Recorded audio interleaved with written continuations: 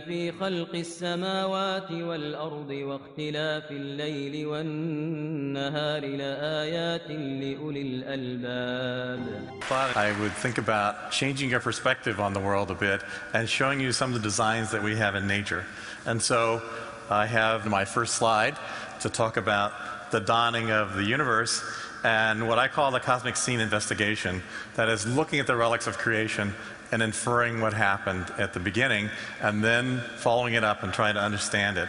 And so one of the questions that I asked you is, when you look around, what do you see? Well, you see this space that's created by designers and by the work of people, but what you actually see is a lot of material that was already here being reshaped in a certain form. And so the question is, how did that material get here? How did it get into the form it had before it got reshaped, and so forth? It's a question of what's the continuity. So one of the things I look at is, how did the universe begin and shape? What was the whole process and the creation and the evolution of the universe to getting to the point that we have these kind of materials? So that's sort of part, and let me move on then, show you the Hubble Ultra Deep Field. If you look in this picture, what you will see is a lot of dark with some light objects in it. And everything but 4 of these light objects are stars, and you can see them, they're little pluses. This is a star, this is a star. Everything else is a galaxy. Okay, so there's a couple of thousand galaxies you can see easily with your eye in here. And when I look out at particularly this galaxy, which looks a lot like ours, I wonder if there's an art design college conference going on, and intelligent beings there are thinking about, what designs I might do. And there might be a few cosmologists trying to understand where the universe itself came from. And there might even be some on that galaxy looking at ours, trying to figure out what's going on over here.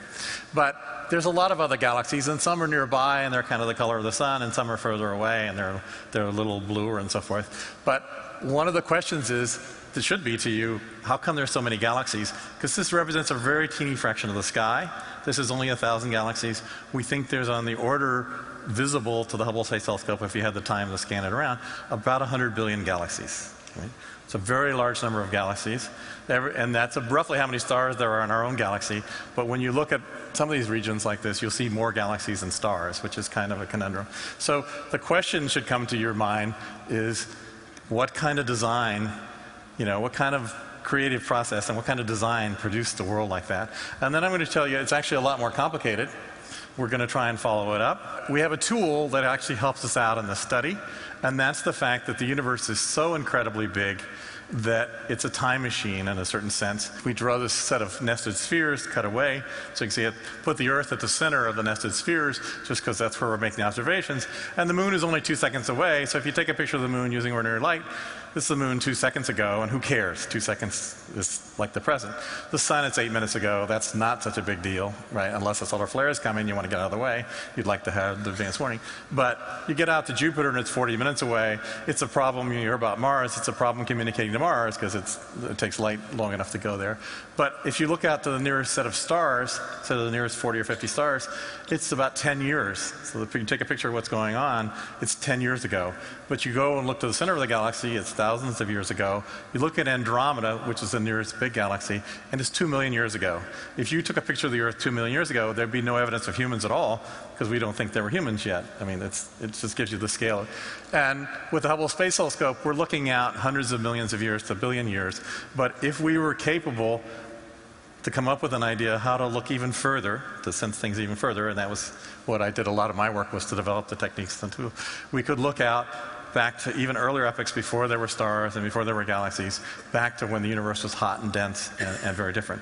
And so that's the sort of sequence. And so I have a more artistic impression of this. There's the galaxy in the middle, which is the Milky Way, and around it are the Hubble, nearby kind of galaxies. And there's a sphere that marks the different times. And behind that are some more modern galaxies. You see the whole big picture. The beginning of time is funny. It's on the outside, right? And then there's a part of the universe we can't see because it's so dense and so hot, light can't escape. It's like you can't see the center of the sun.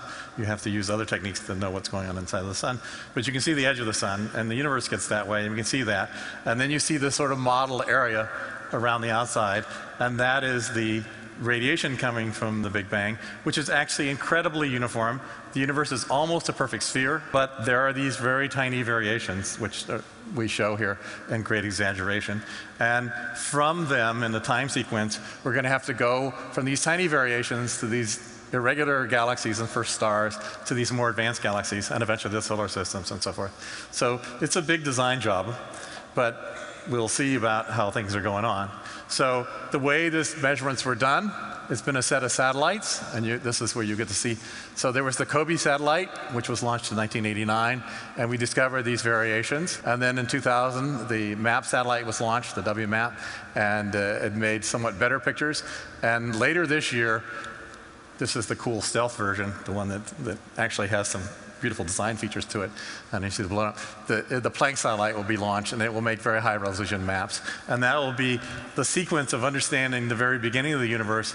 And what we saw was we found these variations, and then they told us the secrets both about the structure of space-time and about the contents of the universe and about how the universe started in its original motions. So we have this picture, which is quite a spectacular picture, and I'll come back to it at the beginning, where we're going to have some mysterious process that kicks the universe off at the beginning, and we go through a period of accelerating expansion, and the universe expands and cools until it gets to the point where it becomes transparent. Then the dark ages, and then the first stars turn on, and they evolve into galaxies, and the later they get to the more expansive galaxies. And somewhere around this period is when our solar system started forming, and it's maturing up to the present time.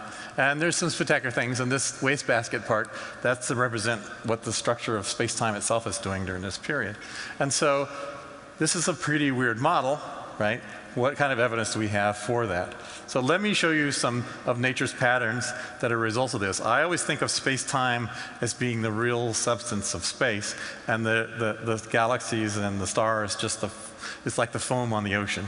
It's a marker of where the interesting waves are and whatever went on. So here is the Sloan Digital Sky Survey showing the location of 1 million galaxies. So there's a dot on here for every galaxy. They go out and point a telescope at the sky, take a picture, identify what are stars and throw them away, look at the galaxies, estimate how far away they are, and plot them up, and just put radially they're going out that way. And you see these structures, this thing we call the Great Wall, but there are voids and all this kind of stuff, and they kind of fade out because the telescope isn't sensitive enough to do it.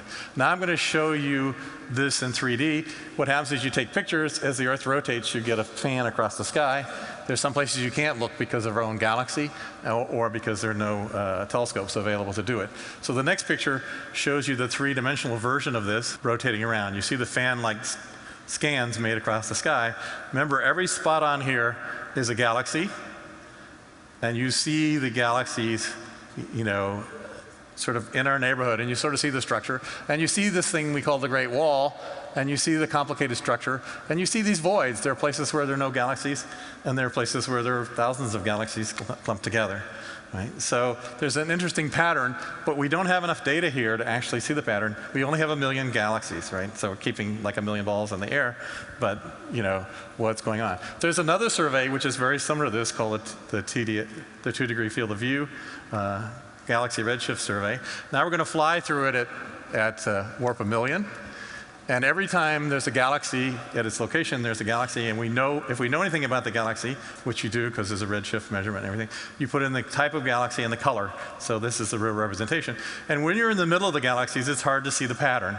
It's like being in the middle of life. It's hard to see the pattern. In the middle of the audience, it's hard to see the pattern of this stuff. So we're going to go out and swing around and look back at this.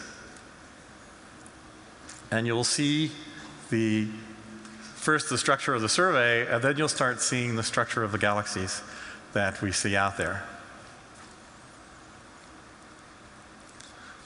So again, you can see the extension of this great wall of galaxies showing up here. But you can see the voids, you can see the complicated structure, and you say, well, how did this happen, right? Suppose you're the cosmic designer. How are you going to put galaxies out there in a pattern like that? It's not just throwing them out at random. There's a more complicated process going on here. How are you going to end up doing that? And so now we're in for some serious play. That is, we have to seriously play God, not just change people's lives, but make the universe, right? So if that's your responsibility, how are you going to do that? What's the kind of technique? What's the kind of thing you're going to do? So